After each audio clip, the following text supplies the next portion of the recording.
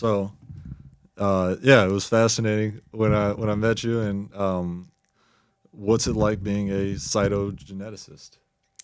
Cytogenetics is a fascinating field. I've been doing this since the 1970s, I guess, 1980s, and it's never a dull moment.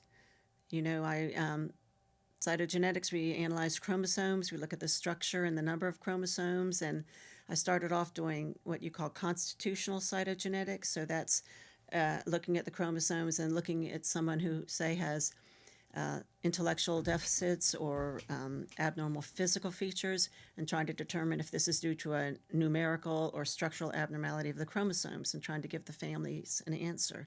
And now I work in cancer area, so I'm looking at primarily at bone marrow samples of people with leukemia or lymphoma. And by looking at the chromosomes, I can say, well, if there's a particular chromosome abnormality, that may be the cause of their leukemia or lymphoma. And identifying a particular chromosome abnormality can tell us the type of cancer, it can tell us whether it's an aggressive or a mild form, and it can direct the prognosis and the management of the cancer. And to a fifth grader, how does that kind of help you in the future with cancer? Well, it helps immediately with the treatment and the management for the patient. Right. And it also correlates, we do molecular studies also on the patient. So if it jives with what the DNA studies are doing, and we do the chromosome studies, and there's a new method that we're looking at adding in our cytogenetics lab, that's called optical genome mapping. Yeah. And that's like a combination of the cytogenetics, the chromosome micro, like three or four different techniques, and the sequencing that will even give us more information for the patient, and it will help with treatment. So that's the main thing, really, is do we have targeted therapy for a particular type of cancer. Welcome to the Gulf Coast. Welcome to the Gulf Coast. Welcome to the Gulf Coast. Welcome, guys, to the Gulf Coast Music Podcast. Today's new wave, Katy Phelan. Yep, Katy Phelan. And yes, thank you guys for tuning in. What is your favorite type of music? Rock and roll. Yeah.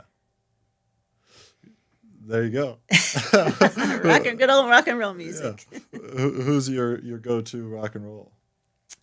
I kind of like a lot of people. My friends would say it would be Rod Stewart as my favorite artist, but really I love George Harrison. Gotcha. Yeah. Classics. So yes, when you're graduating from college, what initially got you into the kind of specific medical route of cytogenetics? Well, when I graduated from college, I stayed out of school, worked for 2 years. You want me to tell you Right. about my Yeah. work Yes, history? please. I'll act like I haven't talked to you already. Okay. So out of school, I worked for 2 years, and one of my jobs was working at the University of Florida in the Department of Renal Medicine, and I worked for Dr. Robert Cade, and he is the individual that invented Gatorade. So he was an extremely interesting man. He One of my stories I told earlier, he collected Studebakers, and so he one day on one Ash Wednesday, I was going to go to Mass with one of the technologists in the renal medicine lab, and she said, "Dr. K, do you want to go to Mass with us?" He said, "Yes, I'll go to Mass." So we're taking one of Dr. Cade's Studebakers to go to Mass on the University of Florida campus, and he says, "Katie, you drive."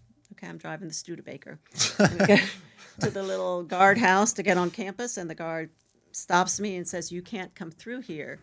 So I stopped, and Dr. Cade leans forward, and the guard sees him and startles and says, "Dr. Cade, go right through." And Right. we went to Mass. It's so cool how I feel like probably it was more prevalent back then that somebody that was innovative with in the medical field or like celebrities were maybe different back then. Like nowadays, celebrities are people that blow up on TikTok or social media, but back then, the inventor of Gatorade had notoriety in society. Well, certainly in Gainesville at University of Florida, Dr. Robert Cade was a celebrity. Right. And it's also really fascinating the story of how he didn't sign and kept the royalties. Is that something that That's what I always heard, that Right. our laboratory was in like the second basement of the medical building, and it was Yeah. kind of the dungeon. And it wasn't as fancy as like the surgery department the other departments had. And I always kind of thought it was a punishment because what I heard was that he had not signed, when you invent something and you're supposed to Right. sign over the royalties to the university, that he hadn't exactly signed that Right. line, Yeah. so that the royalties did Invisible not ink. all, yeah, that didn't always go over to the University of Florida, and they had to have some kind of a settlement about who was going to get the Stokely Van Camp royalties for Gatorade. Right. Yeah, the story of the Florida football player and how he invented Gatorade. Can you address that as well? This is another one that I heard, like I wasn't there at the time, that Right. a football player said to him, Dr. K, I drink water all through the game, but after the game, I never have to pee. What's happening? And Dr. K thought about it and thought that, he's dehydrated. You're drinking water. You don't ever have to urinate afterwards. You need to drink something with electrolytes in it. So he invented Gatorade to rehydrate the players. Tremendous. So, finding a job like that is just, it seems super rare, to like, yeah, I decided to work and I decided to call Dr. Robert Cade. And how did you meet him? And I knew somebody that knew him. okay, So gotcha. my brothers was married to Pat, and Pat's sister Brian was married to Johnny, and Johnny worked at the University of Florida, and he knew Dr. Cade, so he introduced me. And yeah, it always Quite helps the to have internship. connections. Yeah, Yeah. for sure, for sure. So, at that point, were you set on cytogenetics? No, I was set on working for a while and figuring out what I Right. needed to do, and I knew I wanted to continue my education. And so I thought, well, I'm going to go to graduate school. I need to do something more than, I was drawing blood and working with the kidney transplant patients. I was a kidney transplant technologist was my title. And so I thought about what courses I had taken at Spring Hill, and what I liked the best were my genetics course and my microbiology. So I thought, okay, go to graduate school, genetics or microbiology, which one will it be? And I thought, well, genetics to me seems so mathematical and logical, that was the one that I really Slide liked. rulers. Yeah, no, that was chemistry. The slide rule was in chemistry. So I decided to go to graduate school in genetics. That's Right. what I did. I got a doctorate in human genetics. Okay, gotcha. And what are some noticeable differences between genetics and microbiology? Well, genetics, when I took that at Spring Hill, it was probably the only science I took that did not have a lab with it. But that's not what, because I'm a laboratory scientist, so Right. that wasn't what influenced me. It was just I liked the mathematical side of it. And they're both looking through a microscope quite a bit.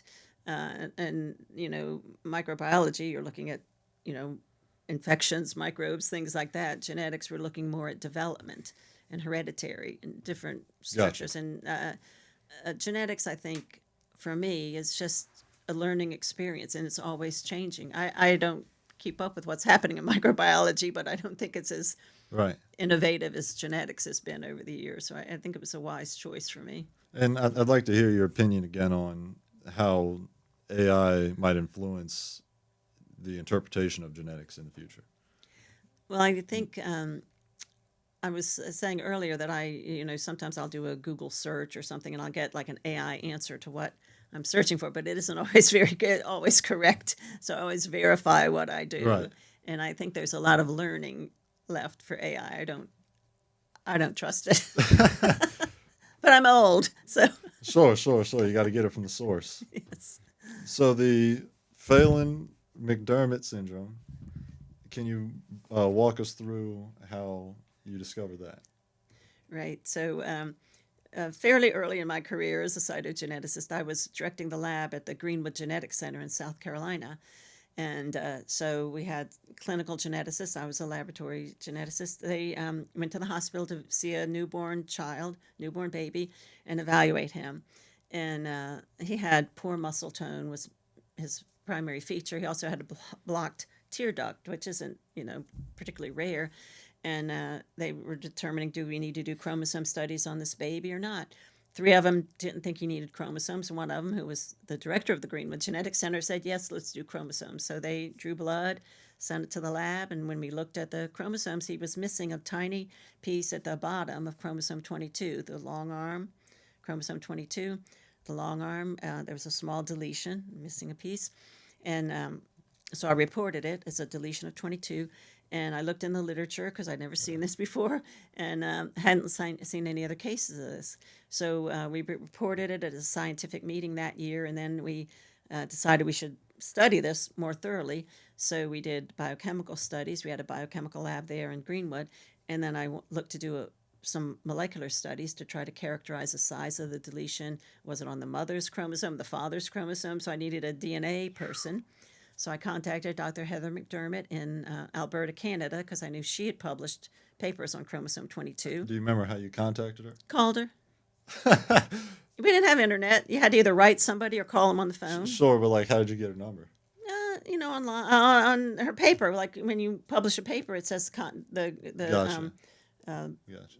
contact author or Right, whatever right. you call it, the primary author, and they have their address and their phone number or Yeah. whatever. So I looked her up and I called. I was going to say online. No, I couldn't look her up online. Right. So I just looked her up through one of her articles and I called her. Or maybe I wrote to her. I think. And Nowadays, you just see the doctor's Instagram handle on their vehicle. yeah, this was the real old days. We didn't have that. So I called her and asked her if she'd be interested in studying this patient, and she was. So I got some blood, sent it up to Heather, and she characterized it. And then we published another paper when the child was 3.5 years of age, talking more about it.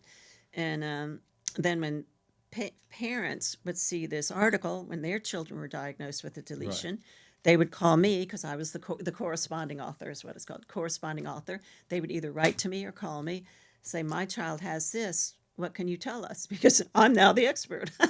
And I wasn't, but I'm joking. Yeah, you got the street credit. Yeah, I did. And so I'd say, well, I don't know. Let me call this mom in Greenwood. So I talked to her. Is your child doing this now? This child chews on all his clothes. Yes, my child chews on the doorway. My child chews on anything. So that was one of the features. They that's a chew symptom. incessantly. Yeah. And so I was collecting information on what the features are. They don't talk. They chew. They have their toenails don't grow. I've got different some things. friends that eat 4-course meals. Is that a That symptom? doesn't count. Okay. It's food. These are non-food items. that Friends chew with on. me. So. Glad it doesn't count. So I was just learning about this syndrome from people who would call me. And the one recurring thing was they wanted a real name. They didn't like having deletion 22q13 was Right. what we were calling it. That sounds like Elon Musk's child. Yes, this wasn't really any relation to Elon. Thank you very much. And they wanted to meet other families, so they would actually take vacations to visit. Okay, well, there's a family in Ohio. They know of somebody in Florida. They're going to travel there and meet them. Yeah. So that was what they wanted. So in 1998, I had the opportunity to write a grant for something that one of my What's that like, writing a grant? well, this was very informal because one of my colleagues was playing golf with his brother-in-law. Usually how it goes Was down. playing golf with another guy, and this guy, Bill Danielson, had a foundation, the Michael Foundation, in honor of his son, Yeah. who had a genetic abnormality. Turned out it was a chromosome abnormality. So my boss said, "Okay, this Bill Danielson tells his golf buddies, oh, Greenwood Genetics Center, I have a foundation. If you write a grant, maybe I can award you with some money." Yeah. So my boss said, well, since their son has a chromosome abnormality, Katie should write the grant and it can go to her lab. So I wrote a grant. I didn't need any equipment. I didn't need any people. I wanted to Hit the bring my casino. families. No, I wanted to bring my families to Greenwood. So I said, Yeah. I'll write a grant to have a support group meeting for these. I knew 9 families, and I thought it would be a great idea to bring these families to South Carolina and have a meeting for them. And we would learn about the deletion and we would help them. Wow.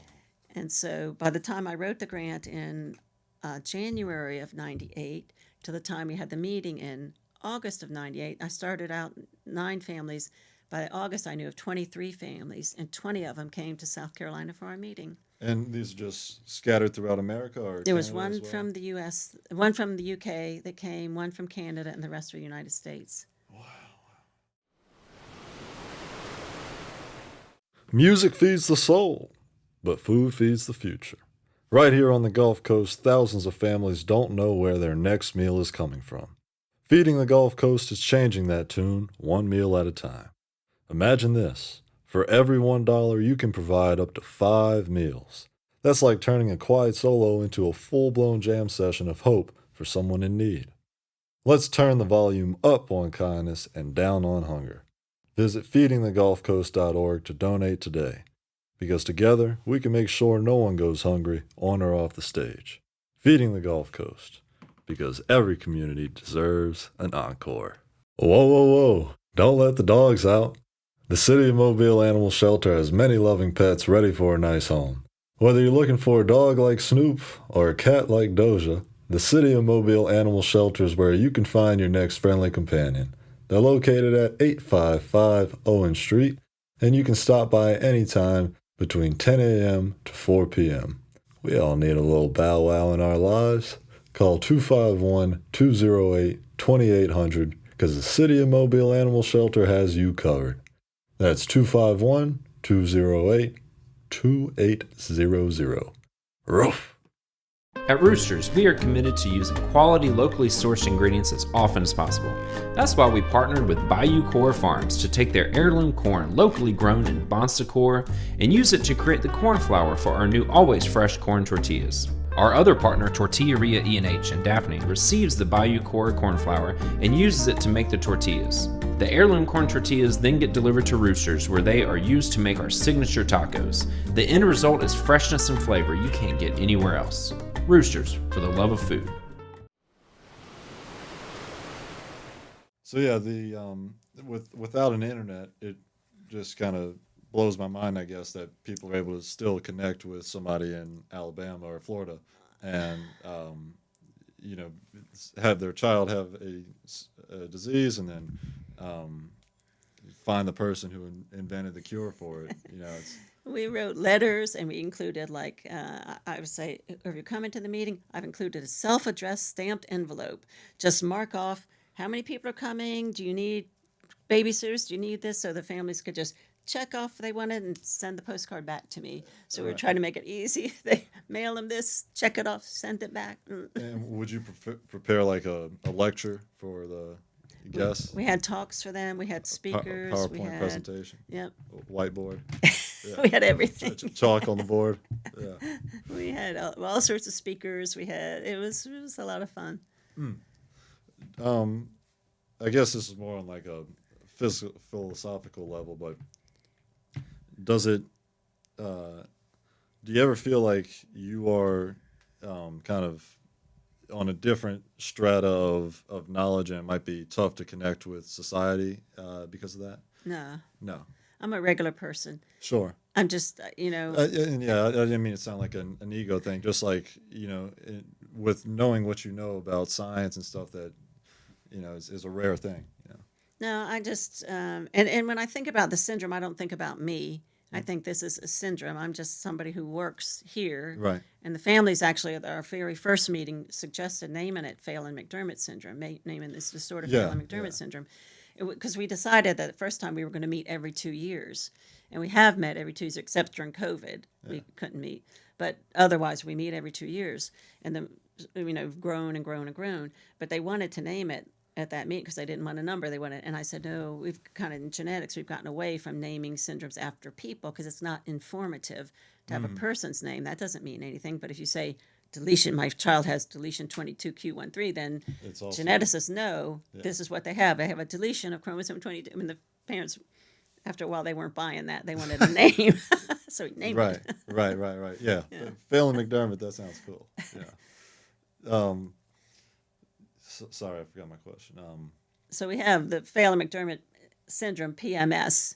So one of our T-shirts and our license plate frame says PMS. It's not what you think. That's funny. That's funny.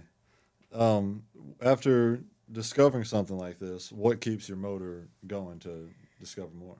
Well, the families keep me motivated. So my main goal, and people will, like, families or researchers about what's your research, and I said my interest has always been in the families. Like I was a diagnostic geneticist. Like I want to identify the cause of a problem that All a in the person family. has. Yeah. Yeah.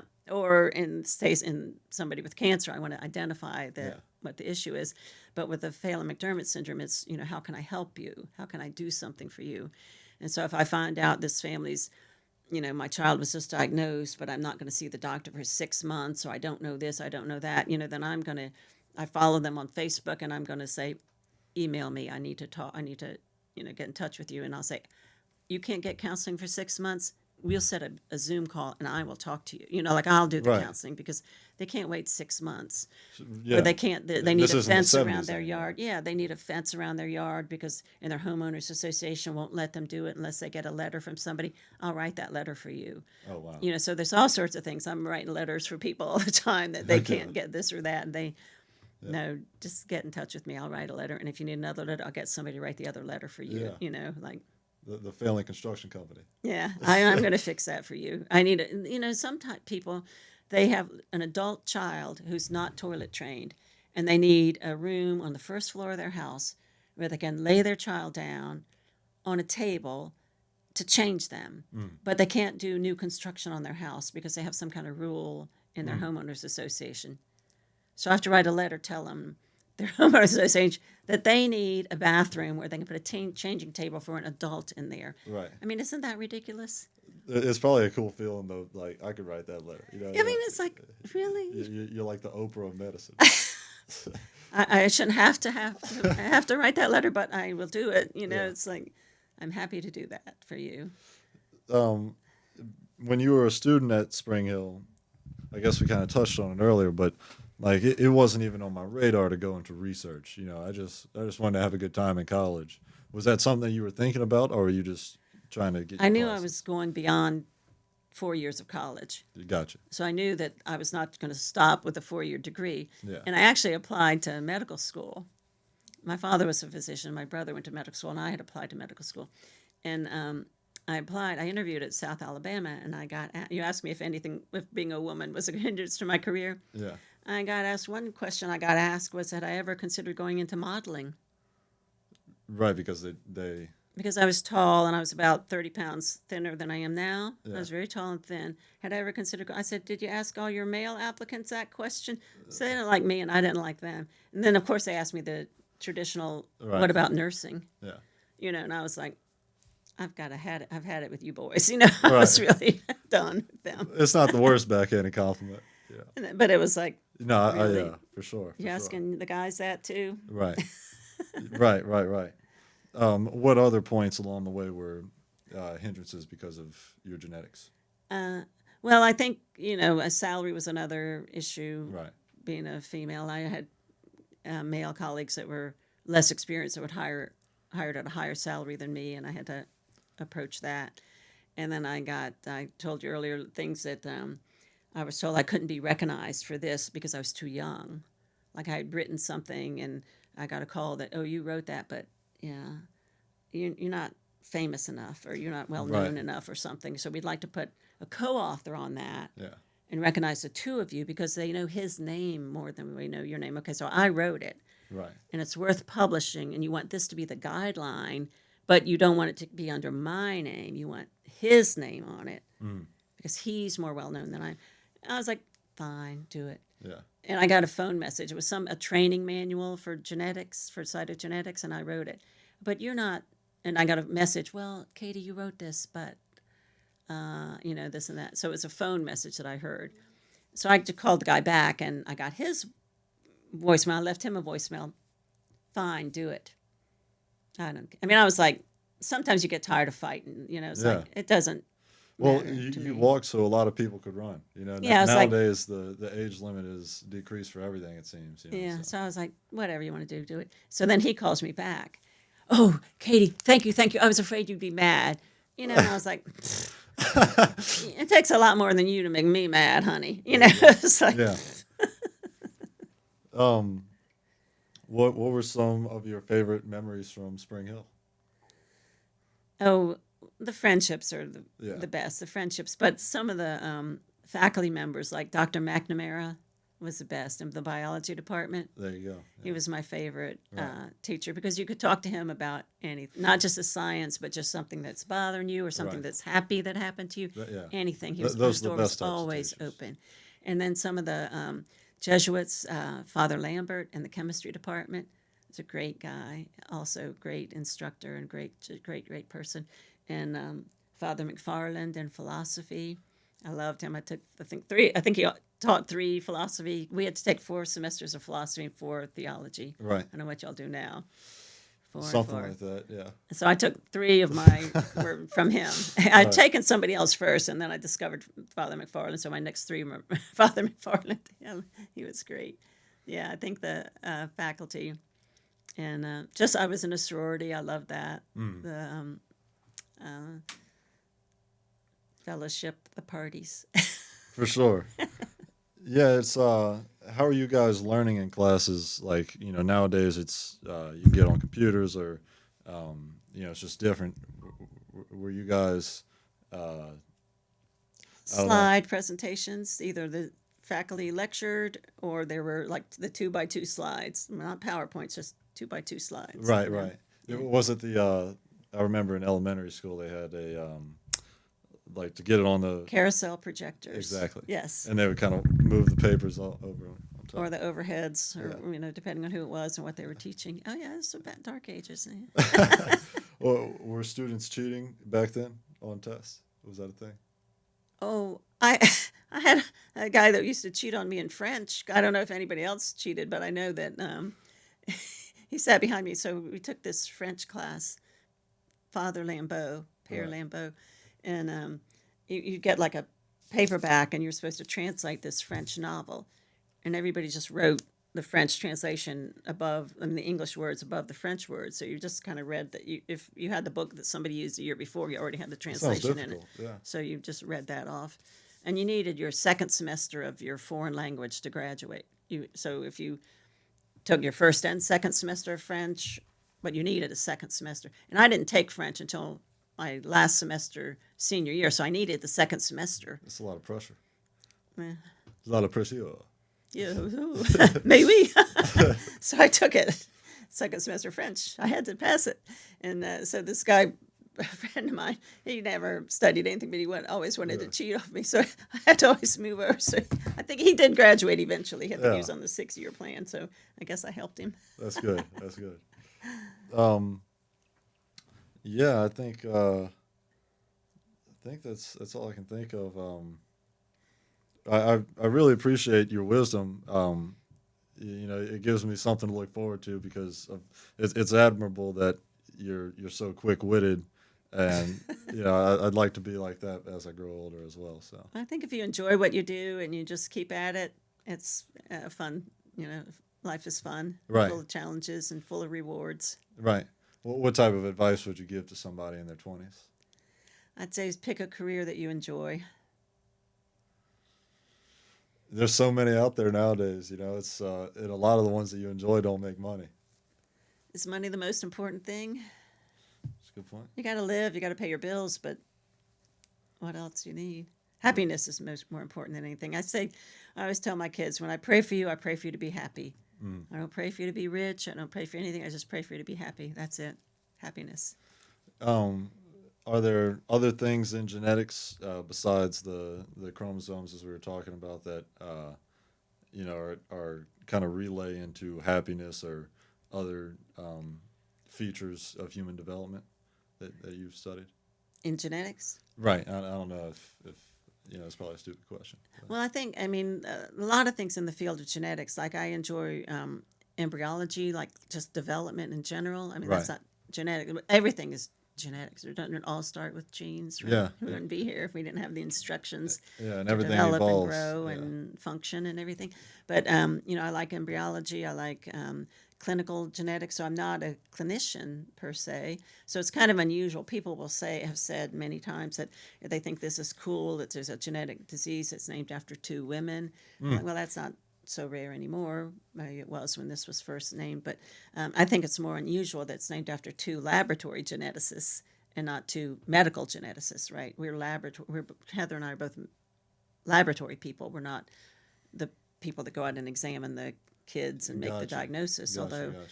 I was fortunate to be at the Greenwood Genetics Center where I could Right. see patients and talk to them about features and not say, oh, here, you have to talk to one of the real doctors. I'm a PhD, not an MD. I'm not a real doctor. Right. That kind of attitude. Did you ever answer the phone with the guy's voice, like, hello? Yeah. No, but my brother's a physician. He's an OBGYN, and he used to call and say, this is the real Dr. Phelan. Let me talk to my sister. That's funny. And my secretary would say, "There's some guy on the phone that says he's Dr. Phelan." That's her brother. Just Right. Don't mind him. don't pay attention to Right, him. right. We're the real MVPs. Yeah, And he would say, "My sister liked me so much she named a genetic disease after me." Yeah. My brother would say that. Funny guy. Is there anything else that you've studied since the syndrome? Well, I publish on other things as well, but I publish mostly on this now, especially since Gotcha. I've kind of moved on to cancer. And I work a lot with the students at Clemson University. A couple of my colleagues have moved to Clemson, and they continue to do a lot of research on Phelan-McDermott syndrome, especially in the nursing department. They're in the nursing department, so they study a lot of features on that. And a lot of people like me to collaborate with them if they're going to publish on this syndrome because they like my name on the manuscript. Because if you're going to publish on Sure, sure. Phelan-McDermott and Dr. Phelan's one of the co-authors, Sure. It's like getting a feature with Beyonce or something. I guess, I don't know. Yeah. So I collaborate with a lot of people, You're like the Beyonce of cytogeneticists. maybe. For this syndrome anyway. Yeah. Well, cool. What do you think the future has in for you? I'm going to keep working, What do you want to do when you grow up? work, dance, be a valet parker. I don't know. Awesome.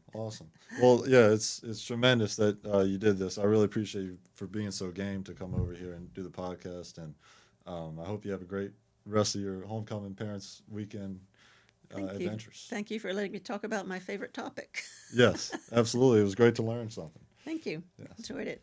Thank you guys for tuning in to the latest wave on the Gulf Coast Music Channel, and we'll see you guys in the next one. Bye.